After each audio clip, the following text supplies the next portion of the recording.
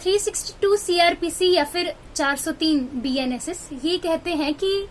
अगर कोर्ट ने एक बार जजमेंट साइन कर दी तो उसे ऑल्टर नहीं किया जा सकता अनलेस कोई क्लेरिकल एरर ठीक करना हो। लेकिन क्या इसकी कोई एक्सेप्शन भी है? तो इसका आंसर है yes. Sanjeev Kapoor versus Chandana Kapoor 2020 supreme court में ऑनरेबल कोर्ट ने ये कहा कि अगर एक मजिस्ट्रेट 125 सीआरपीसी या फिर 144 बीएनएसएस यानी कि मेंटेनेंस में पार्टीज की सेटलमेंट के बेस पर कोई ऑर्डर पास करता है और उस सेटलमेंट की जो टर्म्स हैं वो वायलेट हो जाती हैं किसी पार्टी की साइड से,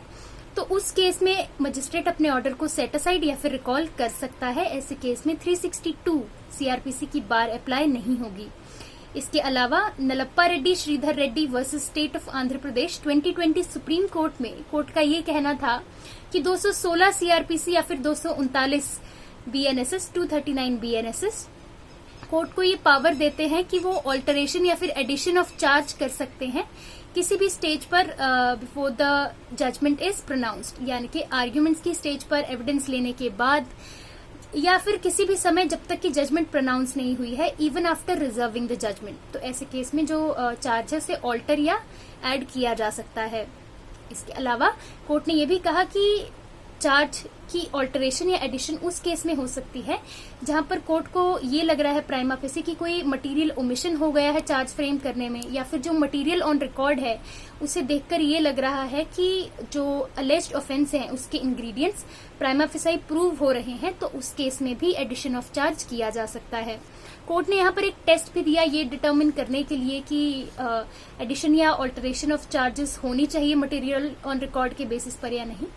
तो इसमें ये कहा गया कि यहाँ ये देखा जाना चाहिए कि जो मटेरियल ऑन रिकॉर्ड है उसका डायरेक्ट नेक्सस होना चाहिए जो अलेज्ड ऑफेंस है उसके इंग्रेडिएंट से, तो उस केस में जो ऑल्टरेशन है वो करी जा सकती है।